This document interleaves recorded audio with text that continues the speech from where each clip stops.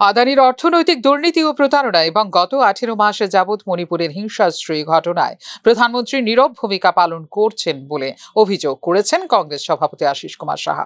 মণিপুরে জাতি দাঙ্গায় একটা বিরাট অংশের মানুষ মৃত্যুবরণ করেছেন ও বহু মানুষ ক্ষতিগ্রস্ত ও শিবিরে আশ্রয় নিয়েছেন, কিন্তু প্রধানমন্ত্রী একবারের জন্য ক্ষতিগ্রস্ত মানুষদের পাশে দাঁড়াননি বলে অভিযোগ করেছেন কংগ্রেস সভাপতি।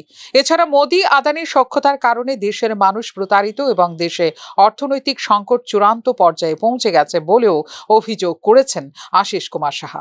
আদানির অর্থনৈতিক দুর্নীতির তদন্ত ক্রমে উপযুক্ত ব্যবস্থা গ্রহণ করা ও প্রধানমন্ত্রী মণিপুরের ক্ষতিগ্রস্ত জনগণের পাশে না থেকে কেন নীরব ভূমিকা পালন করেছেন, এই দুই ইস্যুতে প্রদেশ কংগ্রেস কমিটির নির্দেশে ত্রিপুরা প্রদেশ কংগ্রেসের উদ্যোগে রাজ্যপালের কাছে এই গণডেপুটেশন প্রদান করা হয় বলে জানিয়েছেন কংগ্রেস সভাপতি আশিস কুমার সাহা। প্রদেশ কংগ্রেসের উদ্যোগে এই ডেপুটেশনে আমরা সারা বিশ্বে আদানির অর্থনৈতিক দুর্নীতি এবং প্রতারণা, মণিপুর ইস্যুতে সেখানে হিংসাশ্রয়ী ঘটনা আজকে প্রায় 18 মাসের উপরে এক নাগারে চলছে। দেশের প্রধানমন্ত্রী এই ব্যাপারে নিশ্চুপ। আদানির অর্থনৈতিক কেলেঙ্কারি এবং মণিপুরের হিংসাশ্রয়ী ঘটনায় প্রধানমন্ত্রী নিশ্চুপ থাকার ব্যাপারে রাজভবন অভিযানে সাংবাদিকদের কাছে তার অভিমত ব্যক্ত করেন কংগ্রেস বিধায়ক Sudip Roy Barman. Mr. Adani has been exposed very badly of his corrupt practices, money laundering. So proper investigation is to be done.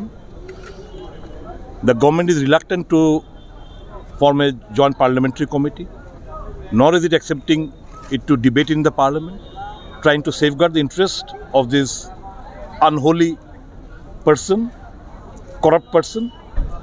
And the other issue was Manipur issue. Manipur is burning. Our Prime Minister is completely ignorant of the developments. I would rather say he is reluctant to go to Manipur and bring peace over there. So on those two aspects, we have organized Rajbhavan Abhiyan across the nation. Raj Bhavan অভিযান ও deputation প্রদানকালে রাজ্যের কংগ্রেস নেতৃত্বরা মণিপুরের বর্তমান হিংসাত্মক পরিবেশ এবং আদানির অর্থনৈতিক কেলেঙ্কারির বিষয় নিয়ে সংসদের বর্তমান উত্তাল পরিস্থিতির জন্য প্রধানমন্ত্রী হস্তক্ষেপ চেয়ে অবিলম্বে উপযুক্ত ব্যবস্থা গ্রহণের দাবি তুলেছেন। ফিউরো রিপোর্ট, নিউজ নাও।